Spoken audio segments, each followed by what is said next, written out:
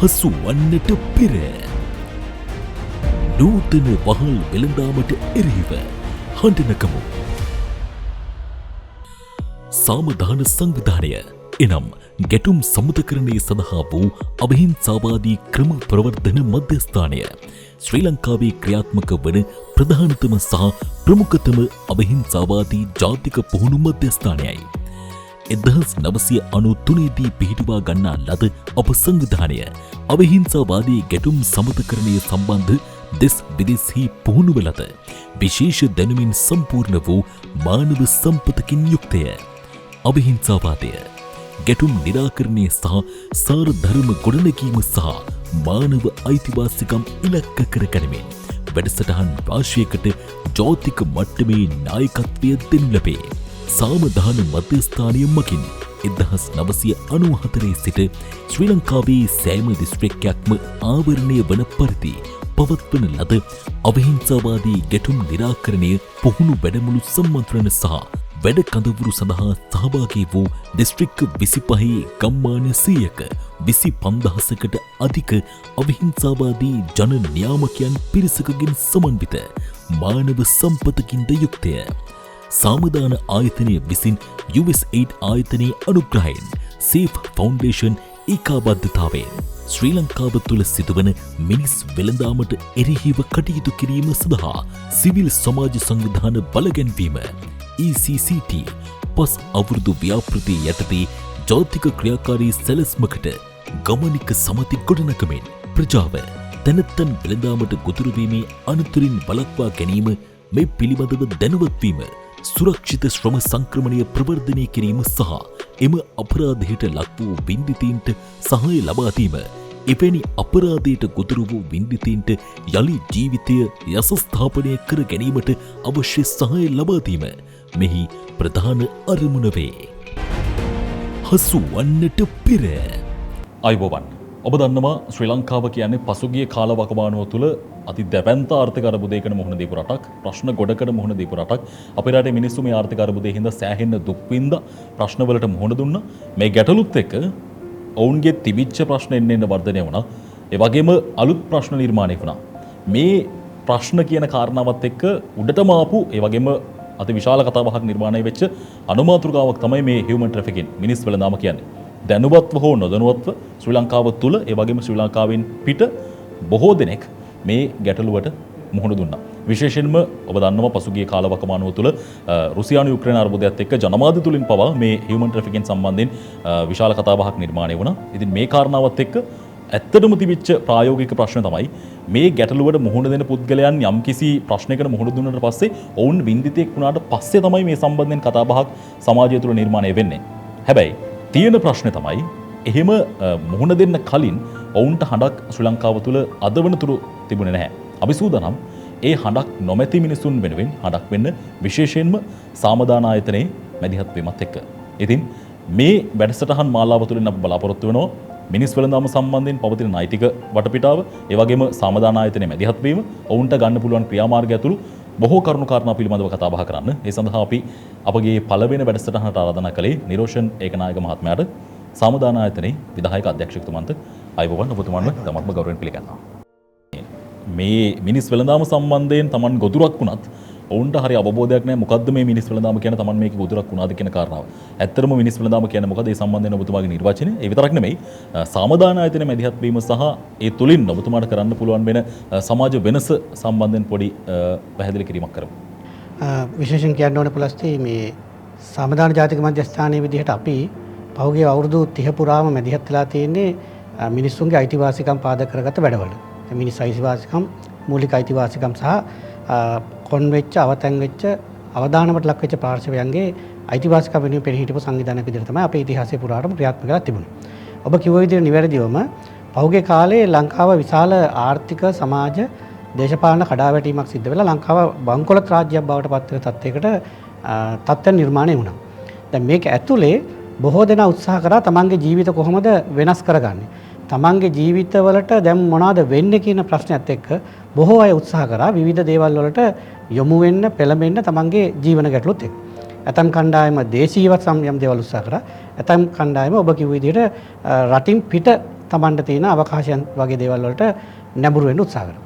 දැන් මේක ප්‍රතිඵලයක් විදිහට අපි ලංකාව ජාත්‍යන්තර විදිහට පිළිගන්න සංවිධානගත අපරාධයක එක පැත්තකින් යවන රටක් විදිහටත් අනිත් පැත්තකින් සංක්‍රාන්තික සේවා සපයන රටක් විදිහටත් අවධානයට ලක් වෙන ගත්තා.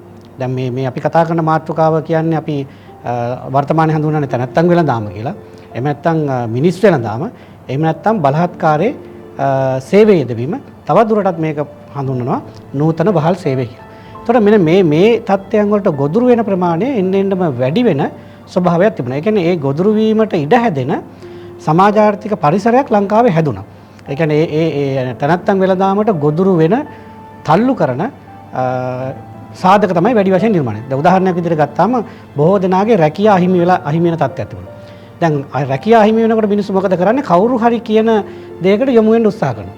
සමහර අයට තමන්ගේ දේපල අහිමි වුණා. තමන්ට තියෙන එකම වත්කම් අහිමි වෙන්න පටන් ගත්තා. මේක විශාල අපේක්ෂා භංගත්වයට හේතුවක් වුණා. ඒකේ ප්‍රතිඵලයක් විදිහට මිනිස්සු උත්සාහ කරා කාගේ හරි පිහිටෙන් තමන්ට යෝජනා කරන සමහර කාරණාවලට එන්න. දැන් නැතන් කලාපවල ආයෝජන කලාපවල රැකියාව හිමි වෙච්ච අය ඉන්නවා. මැද පිරිදක සේවය කරපු අයට තමන්ගේ සේවා හිමි වෙච්ච තත්ත්වයන් තියෙනවා. දේශීයවත් විශාල වශයෙන් කර්මාන්ත කඩාවැටීම, ආයතන කඩාවැටීම නිසා රැකියාව හිමි වෙච්ච ප්‍රජාවක් බිහි වුණා. දැන් මේ අයට මොකද්ද වෙන්නේ? ඒක ප්‍රතිඵලයක් විදිහට තමයි සමහර තරවකරුවන් අතරමැදියන් උත්සාහ කරා ඒ අයට විවිධ දේවල් සිහින ලෝක මවාපාලා මේ අය ගොදුරු කරනවා. සමාදාන මධ්‍යස්ථානයේ මැදිහත් වෙන්නේ මෙන්න මේ කියන தත්ත්වය වළක්වන්නත් විශාල ප්‍රජාවක් දැනුවත් කිරීම තුළින් ආරක්ෂා කරන්න තමයි අපි මේ උත්සාහ කරන්නේ. එතකොට මේ ව්‍යාපෘතිය වසර 5ක ව්‍යාපෘතියක් දිස්ත්‍රික් 10ක ක්‍රියාත්මක වෙනවා. සිවිල් සංවිධාන 120ක් කරක් ක්‍රියාත්මක වෙන දැවැන්ත වැඩසටහනක් තමයි අපි නිර්මාණය කරලා තියෙන්නේ. ඔන්න ඔය කියන සාධකය ඇතුළේ තමයි සමාදාන මධ්‍යස්ථානය මැදිහත් වෙන්නේ. තැනැත්තන් වෙළඳාම, එහෙම නැත්නම් නූතන වහල් සේවය, එහෙම නැත්නම් බලහත්කාරයේ සේවය යෙදවීමට එරෙහිව සමාජ මතයක් නිර්මාණය කිරීම සඳහා. මිනිස් වෙළඳාම කියන්නේ මොකද්ද? මේ සම්බන්ධයෙන් ජාත්‍යන්තර අර්ථ දැක්වීමක් තියෙනවද කියන එක ප්‍රශ්නාර්ථයක්. ඔබතුමා පැහැදිලි කිරීමක් කරමු. මොකද්ද මිනිස් වෙළඳාම කියන්නේ? ඒක ජාත්‍යන්තර අර්ථ දැක්වීමක් තියෙනවා නම් ඒ කුමක්ද? විශේෂයෙන් කියන්න ඕනේ මේ ව්‍යාපෘතිය අපි හඳුන්වලා දීලා තියෙනම ECCT කියලා. කියන්නේ ඉංග්‍රීසියෙන් අපි ECCT කියලා හඳුන්වනවා. ඒ කියන්නේ Empowerment CSO කියලා. කියන්නේ මේ තැනැත්තන් වෙළඳාමට එරෙහිව කටයුතු කරන්න සහ මැදිහත් වෙන්න සිවිල් සංවිධාන සවිබල ගන්නන්න ඕනේ සහ ඒ කට්ටිය ශක්තිමත් කරන්න ඕනේ. දැන් මේ සිවිල් සංවිධාන ශක්තිමත් කිරීම සඳහා එයාලගේ කුසලතා සංවර්ධනය, ඒ වගේම ධාරිතා සංවර්ධනය කරන්න බලාපොරොත්තු වෙනවා මේ ව්‍යාපෘතිය ඇතුලේ. ඒ වගේ සිවිල් සංවිධාන 120ක් ලංකාවේ තැනැත්තන් වෙළඳාමට එරෙහිව කටයුතු කිරීම සඳහා මැදිහත් වෙනවා. එතකොට කම්බැක් ට්‍රැෆිකින් තමයි ඊළඟ වචනේ තේරුම. ඒ අනුව තමයි ECCT කියලා මේ ව්‍යාපෘතිය හඳුන්වලා තියෙන්නේ. දැන් ගම් මට්ටමේ මේ ව්‍යාපෘතියට සහාය වීම සඳහා අපි කුඩා කමිටු කණ්ඩායම් ගොඩනගාගෙන යනවා. දැන් මේ කුඩා කණ්ඩායම් කිහිපයක් එකතු වෙලා හැදෙන සමිතියට අපි කියනවා විගමනික සමිති කියලා.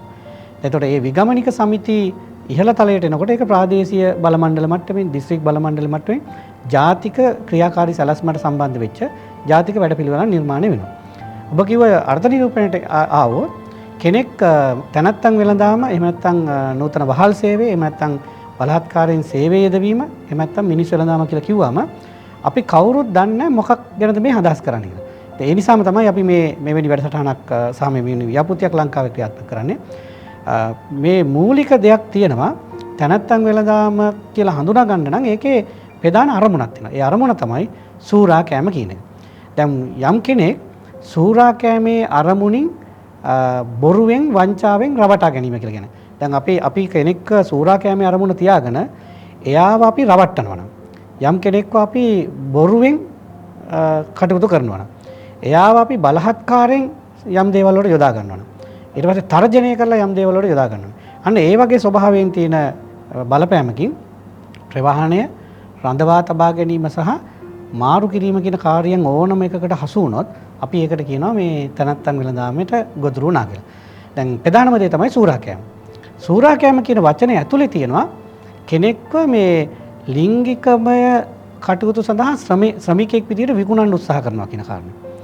මේ වචනේ ඇතුළෙම තියෙනවා අවයව විකුණුම කියන කාරණේ. සූරා කෑම කියන අදහස. තවදුරටත් එහාට ගිහලා මේකේ කියනවා බලහත්කාරයෙන් වහල් සේවයට යොදවන්න. අපි හිතමු දැන් මේකේ ප්‍රධාන කාරණයක් තමයි සෙක්ස් ට්‍රැෆිකින් කියන එක. දැන් කෙනෙක් ආදර පොරොන්දු දීලා රවට්ටගෙන බොරු කියලා එයාව අපි යොදව ගන්නවා නම් මේ වාණිජ අරමුණින් ලිංගික කටයුතු වලට යොදව ගන්න බලාපොරොත්තු නම් ඒක තනත්තන් වෙලා දාම එක කාරණයක්. තව එකක් තමයි බලහත්කාරී සේවය දෙන්න. දැන් අපි කවුරු හරි අපේ ගෙදරකට වැඩට ගේනවා. එයාට එළියට යන්න දෙන්නේ. ගෙදරත් එක්ක කතා කරන්න ඉඩ දෙන්නේ. එයාව ගෙදර හිර කරලා කණ්ඩ දෙන්නේ. බොණ්ඩ දෙන්නේ. දැන් මේවා සියල්ල අයිති වෙන්නේ තනත්තන් වෙලා දාම කියන කාරණයට. තව එකක් තමයි වහල් සේවය. අපි වැඩට අරගෙන අඩු පඩියට වැඩ ගන්නවා. එහෙම නැත්නම් වැඩි වෙලාවක් සේවය යොදවනවා. සමහර අයව ගෙනාපු කාර්යයන් වලට නෙමෙයි වෙනස් දේවල් වලට යොදවනවා. දැන් මේක අපිට පුළුවන් ගිරාඳුරු කොට්ට වගේ ඈත කලාපයක. මහා ඉලුප්පල්න වගේ ඈත කලාපයක ළමයෙකුට කියන්න පුළුවන් අපි ආව කොළඹ හෝටලයකට වැඩට ගෙනියනවා කියලා. රස්සාවක් හොයලා දෙන්නම් කියලා. ඒතර එයාගෙන ඔයාට ලක්ෂයක පඩියක් තමයි මේ රස්සාවට ඔයා ගෙනියන්නේ. ඉතින් ඕන කෙනෙක් කැමති වෙනවා. ඒතර කොළඹ ආවම අපි එයාව වෙනත් ඔය සම්භාහන මධ්‍යස්ථානයක් වෙන්න පුළුවන්. එහෙම නැත්නම් අපි තවදුරටත් ගත්තම ඔය ආයුර්වේද සම්භාහන වලට අමතරව තියෙන වෙනත් ලිංගික මේ වාණිජ්‍ය සමය සපයන තැන්වල තහනම් තැන්වලට යොදවන්න පුළුවන්. ඔය වගේ තැනකට යොදවන්න පුළුවන්. මේවා තනත්තන් වෙලා දාමට අයිති කාර්යය. ඉතින් අනිත් කාරණේ තමයි හුඟක් අය හිතනවා මේකට ගොඩක් ගොදුරු වෙන්නේ කාන්තාව කියලා. නෑ. පිරිමි අයත් මේකට ගොදුරු වෙලා තියෙනවා. බොහෝ අය මේක හෙළිදරව් කරන්නේ කියන්නේ. නැත්නම් පිරිමි අයව සමහර විදේශගත රස්සාවල වලට යවලා තිනවා. එයාලව අරන් යන්නේ රියදුරු වෘත්තියකට කියලා. හැබැයි ඒකට ගිහින් දාන්නේ ඉදිකිරීම් කර්මාන්තවල පැය 16ක් විතර වගේ වැඩ කරන කාරණාවට. පඩි දෙන්නේ නැතුව තියන්නේ. සමහර වෙලාවට තමන්ගේ પાස්පෝර්ට් එක හාම්පුතා දෙන්නේ නැහැ මෙයා වෙන රස්සාවක් හොයාගෙන. මේ සියලු දේවල් තනත්තම් වෙලා දාමට අයිති කාර්යයන් විදිහට තමයි සලකන්නේ. තවත් කාරණයක් තියෙනවා. සමහර විදේශගත අධ්‍යාපනයට යන දරුවෝ මේකට ගොදුරු වෙලා ඉන්නවා. ඉතින් එයාලා සමහරක් වෙලාවට දන්නේ නැතුව ගොදුරු වෙන්නේ. සමහර අවස්ථාවන් අපිට හම්බෙලා තියෙනවා සංචාරක ශාස්ත්‍රයේ රැකියාවල වලට යොදවලා තියෙනවා තනත්තම් වෙලා දාමේ ගොදුරු බවට පත් වෙන්නේ. ඉතින් මෙන්න මේ කියන කාරණාත් එක තමයි සූරාකෑමේ අරමුණ තියෙන්න ඕනේ. ඊට පස්සේ බලහත්කාරය, රැවටීම, වංචාව, බොරුව පාවිච්චි කරලා තියෙන්න ඕනේ. යම් කෙනෙක්ව තැනකින් තැනකට ගෙනියලා තියෙන්න ඕනේ. ඒ කියන්නේ ප්‍රවාහනය බඳවා ගැනීම සහ මාරු කිරීම කියන කාරණා සම්පූර්ණ වෙනවා නම් එතන අපි කියනවා තනත්තම් වෙලා දාමට අවශ්‍ය මූලික දේවල් සම්පූර්ණ වෙලා තියෙනවා. විශේෂයෙන් කියන්න ඕනේ දැන් මේ ළමයින් කාන්තාවන් තමයි මේකේ වැඩි අවදානම්කාරී තත්ත්වයන් වලට මුහුණ දෙන්නේ. ඒත් ඔවුන්ව ආරක්ෂා කර ගැනීම ඊට පස්සේ ඒ සඳහා ගොදුරු වීම වළක්වා ගැනීම සහ ඒ සඳහා මැදිහත් වීම තමයි අපි ගොඩක්ම බලාපොරොත්තු වෙන්නේ මේ වැඩසටහන් මාලාව පුරාවට. ඒ වගේම තියෙන අනිත් ප්‍රශ්නය තමයි මම අර වැඩසටහන ආරම්භයේදී සඳහන් කරපු කාරණාව මේ ප්‍රශ්නෙට යම්කිසි පුද්ගලයෙක් ගොදුරු වුණාට පස්සේ තමයි ඔවුන්ට හැකියාවක් ලැබෙන්නේ ඒ සම්බන්ධයෙන් හදක් විවර කරන්න ඔවුන්ගේ ප්‍රශ්න ජනතාවට කියන්න. හැබැයි ආයතනයක් විදිහට සමාදාන ආයතනයේ මැදිහත් වීම කොහොමද සිද්ධ වෙන්නේ? මේ පිළිබඳව හඩක් නොමැති මිනිස්සුන්ට හඩක් වෙන්න පුළුවන් වෙන්නේ කොහොමද ඔබතුමාගේ ආයතනයට? දැන් විශේෂයෙන් අපි මධ්‍යම පළාත කේන්ද්‍ර කරගෙන ක්‍රියාත්මක වෙන ලංකාවේ දිස්ත්‍රික් 20ක විතර ආසන්න ප්‍රමාණයක සමිති 300ක් විතර තියෙන 25000ක් විතර ස්වේච්ඡා සමාජිකත්වයක් තියෙන සංවිධානය. ඒ නිසා අපේ ජාලය ලංකාව පුරා පැතිරලා තියෙනවා. මධ්‍යම පළාත ගත්තොත් එම අවදානම්කාරී සහ අවදානමට ගොදුරු විය හැකි පාර්ශවයන් වැඩි වශයෙන් ඉන්න කලාපය. විශේෂයෙන් වතුකරයේ ඉන්න තරුණ තරුණියන්ව ගොඩාක් දේවල් වලට මේ තනත්තම් වෙළඳාමේ ගොදුරු බවට පත්වීමේ ඉඩ තියෙනවා. ඒ වගේම නාගරික ප්‍රජාවන් වල වෙළඳ කලාප ආශ්‍රිතව එහෙම නැත්නම් ඔය අපි මුඩුක්කු පැල්පත් වාසීන් වගේ කලාප තියෙනවා මධ්‍යම පළාතේ විශාල ප්‍රමාණයක්. ඒවායේ ඉන්න කාන්තාවන් සහ දරුවන් විශාල වශයෙන් ගොදුරු වීමට සහ තනත්තම් වෙළඳාමට තල්ලු වීමේ සාධක සහිතව ජීවත් වෙන ප්‍රජාවක. ඒකෙදිත් ඔබ කිව්ව විදිහට ප්ලස් මේ දරුවන් සහ කාන්තාවන් වැඩි වශයෙන් අවදානමට ඒ කියන්නේ අපි රිස්ක් කමියුනිටි එකක් වල්නරබල් කමියුනිටි එකක් කියලා කියන අපි අවදානම්කාරී සහ ආන්තික ප්‍රජාවන් මේකට ගොදුරු වෙන්න වැඩි. දැන් මෙවැනි තත්ත්වයක් ආවම ඔය රුසියානු යුක්‍රේන කාරණේදීත් අපි රුසියානු තනත්තම් වෙළඳාමේ ගොදුරු බවට පත් වෙච්ච අයටත් බොහෝ මැදිහත් වීමේ කාරණා අපේ ආයතනයේ විසින් කරමින් ඉන්නවා. දැන් දරුවන් සහ ළමුන් සම්බන්ධව එවැනි යම් තනත්තම් වෙළඳාමේ ගොදුරු බවට පත් වෙලා තියෙනවා නම් අපේ ලංකාව පුරාම තියෙන අපේ යාන්ත්‍රණයන් තියෙනවා කෙනෙකුට පුළුවන් ඒක ආරම්භක පියවරේ ඉඳලා අපිට ගැටලුව දැනුම් දෙන්න. එතකොට අපිට පුළුවන් ඒ ආරම්භක පියවරේ ඉඳලා මැදිහත් වෙන්න, මඟ පෙන්වන්න, ආරක්ෂා කරන්න. ඒකත් විවිධ ශ්‍රේෂ්ඨයන් වල පුළුවන් නීතිමය ආධාර සහ රැකවරණ එක පැත්තක්. ඊට පස්සේ මනෝ සමාජ මැදිහත් වීමෙන් පැත්තෙන් තව පැත්තක්. සහ යලි සමාජගත කිරීම සඳහා වන මැදිහත් වීම. මේ සියලු කාරණා සම්බන්ධව අපි මැදිහත් වෙමින් ඉන්නවා. ඒ සඳහා පුළුවන් අපේ ප්‍රාදේශීය කාර්යාලවලට, අපේ දිස්ත්‍රික් කාර්යාලවලට සහ අපේ ලංකාපුරා සම්බන්ධලා ඉන්න ප්‍රජා සහායකයන් තනත්තම් වෙළඳාමේ ගොදුරු වලින් වළක්වා ගැනීම සඳහා අපේ ඉන්න ප්‍රජා සහායකයන් ගම්මට්ටමේ ඒ අය හරහා අපිට ජාතික කාර්යාලයට ප්‍රාදේශීය කාර්යාලයට දැනුම් දුන්නොත් අපේ ජාලයක් තියෙනවා මේ සඳහා මැදිහත් වෙලා උදව් කරන්න, මඟ පෙන්වන්න සහ අවශ්‍ය රැකවරණය සහ සහනයන් ලබා දෙන්න. ඒක තමයි ලංකාපුරා අපේ මේ ව්‍යාපෘතියෙන් පස්සෙත් අපි තිරසර බව පවත්වා ගැනීම සඳහා ගොඩනගලා තියෙන යාන්ත්‍රණය. අධ්‍යක්ෂතුමා දැන් අපි දන්නවා අපේ රට මේ විද්‍ය ආර්ථික අර්බුදයක තියෙන්නේ විශේෂයෙන්ම පහුගිය කාල වකවානුව තුළ ආර්ථික අර්බුදය ඉතාමත්ම දරුණු විදිහට අපේ රටේ ජනතාවට විඳින්න සිද්ධ වුණා. ඒකත් එක්ක මේ මිනිස් වෙළඳාමට Taman ගොදුරක් වෙනවා කියලා දැනදැනම බහුතරයක් දෙනා මේ සඳහා ගොදුරු වුණා, විදේශගත වුණා, නීති විරෝධී විදිහට මේ වගේ කරුණු කාරණා විශාල ප්‍රමාණයක් එක්ක වුන් අර්බුදයන්ට ලක් වුණා. දැන් දැනුවත්ව මේ මිනිස් වෙළඳාමට ගොදුරු වෙනවා කියන කාරණාව සම්බන්ධයෙන් නම් කිසි නෛතික වටපිටාවක් තියනවද? ඒ වගේම ඔබතුමාගේ ආයතනයක් විදිහට මොකද්ද මේකට ගන්න පුළුවන් ක්‍රියාමාර්ගය? බොහෝ අය දැන් මේ ඇති වෙලා තියෙන තත්ත්වයට එක්ක ගොදුරු වෙන්නේ සමහර වෙලාවට ඔබ කියන විදිහට දැනුවත් වෙන්න පුළුවන්. හැබැයි ඒ දැනුවත්ව ගොදුරු වෙන තැන් තියෙනවා. ඒ වුණත් අර සූරාකෑමේ අරමුණෙන් කෙනෙක්ව මේ නිර්වචනය ඇතුලේ තියෙනවා බලහත්කාරය යොදවලා රවට්ටලා වංචාවෙන් යම් කාර්යයකට මැදිහත් කරගත්තොත් ඒකේ තියෙනවා කොටස් තුනක්: ක්‍රියාව, අරමුණ සහ ක්‍රමවේදය. දැන් මේ කියන කාරණා තුنين එකකට සම්බන්ධ වෙලා තිබුණොත් ඒ අයට පුළුවන් තමන්ට මේ තියෙන ලංකාවේ තියෙන නෛතික පද්ධතිය ඇතුලේ තියෙන සමහර යාන්ත්‍රණයන්, ආයතන පද්ධතිය ඇතුලේ තමන්ට සහන සලසන්න යන්න. මේ බොහෝ දෙනා මේ තියෙන ගැටලුකාරී තත්ත්වයක් එක්ක සමහර වෙලාවට දුරදිග හිතන්නේ නැතුව ගොදුරු වෙන්න පුළුවන්. සමහර අය දන්නවා මෙහෙම දෙයක් වුණොත් අපි අමාරු වැටෙන්න පුළුවන් කියලා දැනගෙන තමයි ඒ අය මේකට ගොදුරු වෙන්නේ. හැබැයි ඊට පස්සේ ඇතිවන ප්‍රතිවිපාක අපි ඒකයි මේ වැඩසටහන අපි උත්සාහ කරන්නේ වෙන්න කලින්, අහු වෙන්න කලින්, මේ වගේ ගොදුරු වෙන්න කලින් අපි මේ දැනුවත් කරන. ඒ කියන්නේ දැනුවත් වෙලා ආරක්ෂා වෙලා මඟ පෙන්වන ක්‍රියාවලියක් තමයි තියෙන්නේ. යම් හේකින් ගොදුරු වුණොත් ඒ අයට තියෙනවා ලංකාවේ තියෙන නීති පද්ධතිය ඇතුලේ සහනයන් සලසා ගන්න, Tamanට වන්දි පවා ලබා ගන්න පුළුවන් ගොඩනැගිලා තියෙන ව්‍යුහය. ඒ කියන කාරණාවලට පුළුවන් මැදිහත් වෙන්න. හැබැයි ඒක ඇතුලේ තියෙන හිඩස්, ගැප්ස් තියෙනවා. ඒතර අපේ බලාපොරොත්තුවක් තියෙනවා ප්‍රාදේශීය මට්ටමේ ඉඳලා ජාතික මට්ටම දක්වා තනත්තම් වෙළඳාමට ගොදුරු වෙච්ච අයවට තියෙන වැළැක්වීම සඳහා තියෙන යාන්ත්‍රණයන්ගේ ගැප්ස් තියෙනවා නම් ඒවත් විසඳ ගැනීම සඳහා නීති සකස් කරන ආයතන වලට, ප්‍රතිපත්ති සකස් කරන ආයතන වලට විශාල බලපෑමක් කරලා මේක තවත් ශක්තිමත් කරන්න. ඒකට රාජ්‍ය අංශය දැනුවත් කරන ගමන්, රාජ්‍ය අංශය අයව සංවේදී කරන ගමන් අවශ්‍ය ප්‍රතිපත්ති සම්පාදනය කරගන්නත් මේ හරහා අපි බලාපොරොත්තු වෙනවා මිනිස්සු මේකෙන් වළක්වා ගන්න සහ ආරක්ෂා කරන්න. මේක ඔබ දන්නවා මේක රට ඇතුළේ තියෙන ප්‍රශ්නයක්, විසඳුමක් නොමැති ප්‍රශ්නයක්, හඬක් නොමැති ප්‍රශ්නයක්.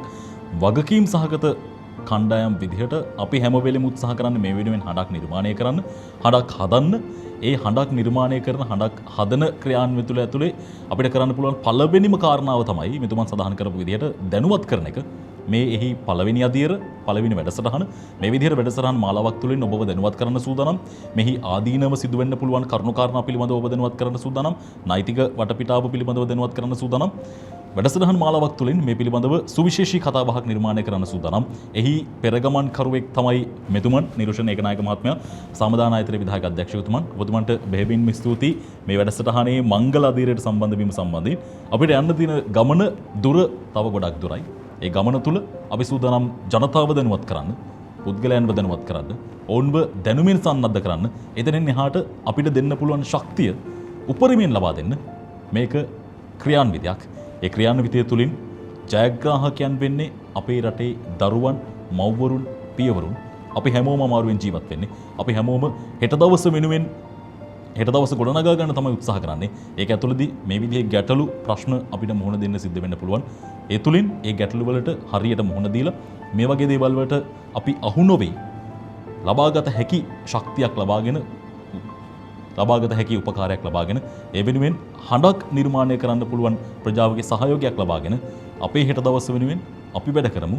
මේ වැඩසටහන් මාලාව, මේ ක්‍රියාන්විතය ඒ හඬක් නොමැති ජනතාව වෙනුවෙන් තවත් සුවිශේෂී කතාබහකින් හමු වෙන බලාපොරොත්තු වෙන සමුගන්නවා. ඔබට සුබ දිනයක්.